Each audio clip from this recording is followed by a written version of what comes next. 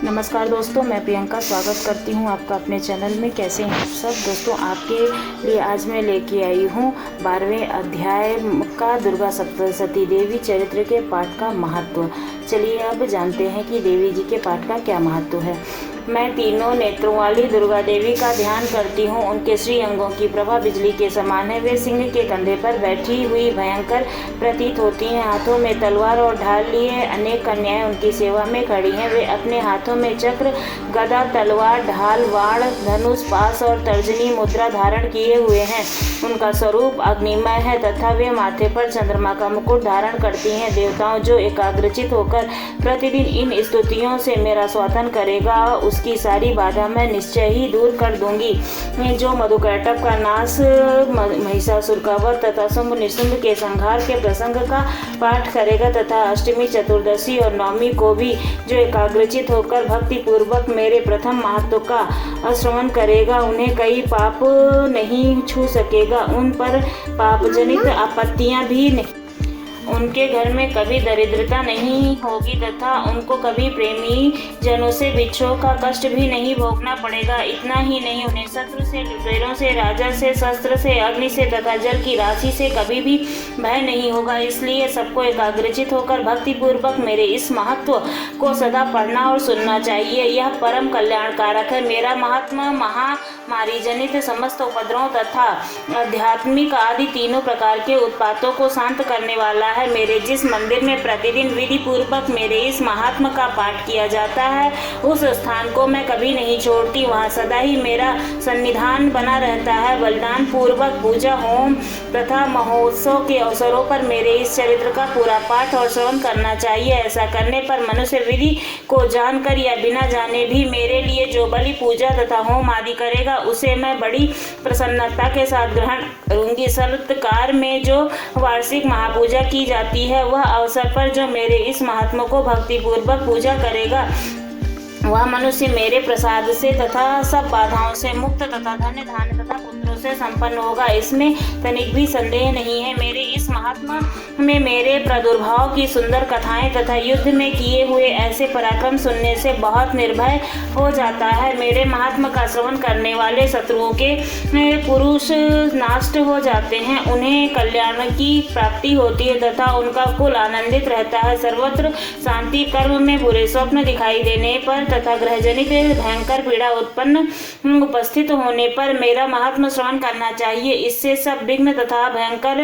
ग्रह पीड़ा शांत हो जाती है और मनुष्यों द्वारा देखा हुआ शुभ स्वप्न में परिवर्तित हो जाता है। बाल ग्रहों में आक्रांत हुए बालकों के लिए यह महात्मा शांति कारक है तथा मनुष्यों के संगठन में फूट होने पर यह अच्छी प्रकार मित्रता कराने वाला होता है। यह महात्मा समस्त दुराचारियों के बल का नाश करने वाला है। इसके पाठ मात्र से राक्षसों तथा भूतों और पिशाचों का नाश हो जाता है। मेरा यह महात्मा मेरे समीप की प्राप्ति करने वाला होता है। पशु, पुष्प, अर्ध, धूप, दीप, गंध आदि उत्तम सामग्रियों द्वारा पूजन करने से, ब्राह्मणों को भोजन कराने से, होम करने से, प्रतिदिन अभिषेक करने से, नाना प्रकार के तथा अन्य भोगों का अर्पण करने से तथा दान देने आदि से यह वर्षा तक को मेरे आराधना की जाती है और उससे मुझे जितनी प्रसन्नता होती है, उतनी प्रसन्नता मेरे उस उत्तम चरित्र का एक बार श्रवण करने मात्र से हो जाती है।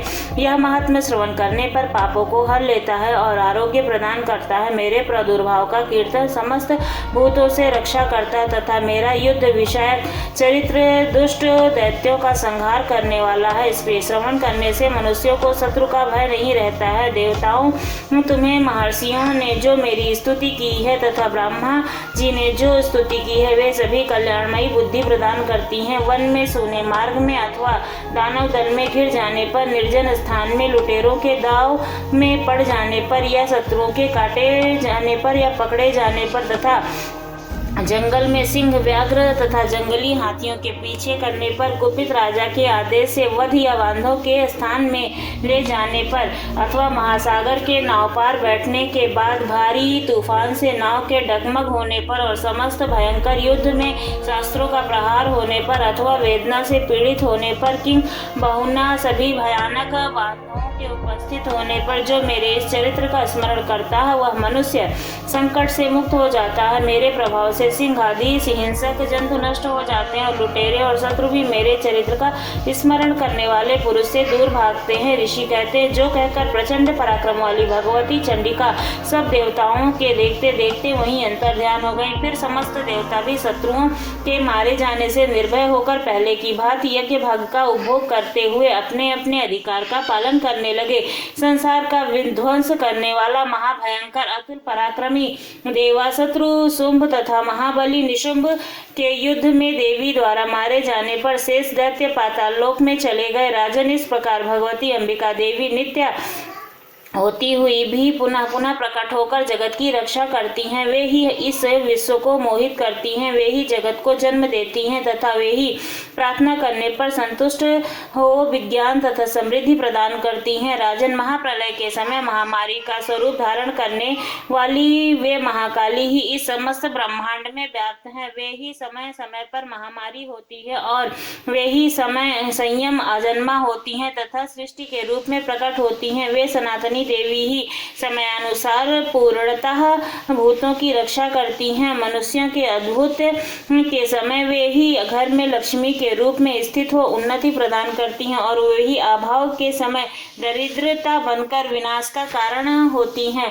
पुष्प, धूप और गंध आदि से पूजन करके उनकी स्तुति करने पर वे धन, पुत्र, धार्मिक बुद्धि तथा उत्तम गति प्रदान करती हैं। जय हो माता की। हमारा 12वां अध्याय भी समाप्त होता है। 13वां अध्याय शुरू करते हैं। जो उदय काल में सूर्य मंडल सी क्रांति धारण करने वाली हैं, जिनके 4 भुजाएं और 3 नेत्र हैं तथा जो अपने हाथों में पास, अंकुश, वर एवं अभय मुद्रा धारण किए रहती हैं, उन शिवा देवी का मैं ध्यान करता हूँ। ऋषि कहते हैं, राजन, इस प्रकार मैंने तुमसे देवी के उत्तम महत्व का वर्णन किया है, जो इस जगत को धारण करती हैं। उन देवी का ऐसा ही प्रभाव है, वे ही विद्या उत्पन्न करती हैं।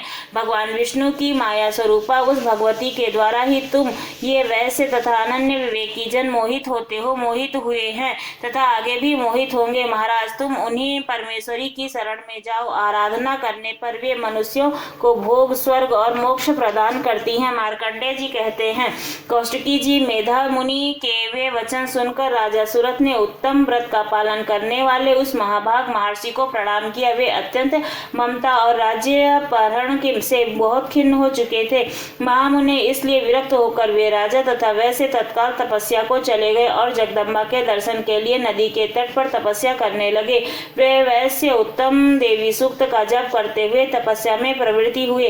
वे दोनों नदी के तट पर देवी की मूर्ति बनाकर पुष्प, धूप और हवन आदि के द्वारा उनकी आराधना करने लगे। उन्होंने पहले तो आहार को धीरे धीरे कम किया, फिर बिल्कुल निराहार रहकर देवी में ही मन लगा के एकाग्रता पूर्वक उनका चिंतन आरंभ किया। वे दोनों अपने शरीर के रक्त से प्रोक्षित बलि देते हुए लगातार 3 वर्षों तक संयम पूर्वक आराधना करते रहे। इस पर प्रसन्न होकर जगत को धारण करने वाली चंडिका देवी ने प्रत्यक्ष दर्शन देकर कहा।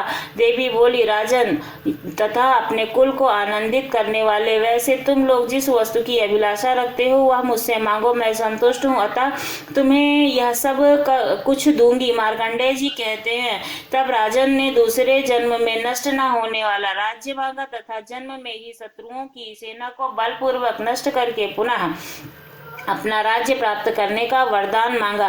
वैश्य का चित्त संसार की ओर से खिन्न तथा विरक्त हो चुका था। वे बड़े बुद्धिमान थे, अतः उस समय उन्होंने ममता और आहत रूप आसक्ति का नाश करने वाला ज्ञान मांगा। देवी बोली, राजन, तुम थोड़े ही दिनों में शत्रुओं को मारकर अपना राज्य प्राप्त कर लोगे।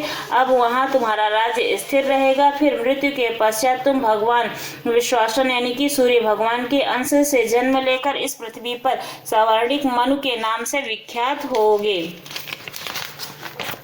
वैवस्वत, तुमने जिस वर को मुझसे मांगा है, करने की इच्छा की है, उसे देती हूँ। तुम्हें मोक्ष के लिए ज्ञान प्राप्त होगा। मार्कंडेय जी कहते हैं, इस प्रकार उन दोनों को मनोवांछित फल देकर तथा उनके द्वारा भक्ति पूर्वक अपनी स्तुति सुनकर देवी अंबिका ने तत्काल अंतर्ध्यान हो गई। इस प्रकार देवी ने वरदान पाकर क्षत्रियों में श्रेष्ठ सुरथ सूर्य के जन्म से सुवर्णित नामक मनु हुए। अब हमारा 13वां अध्याय भी समाप्त होता है और हमारा ये उपसंहार है। इस प्रकार सप्तशती का पाठ पूरा होने पर सबसे पहले निर्वाण जप करके फिर संहार का पाठ करना चाहिए। इसके बाद में हमारे सप्तशती का पाठ पूरा होता है।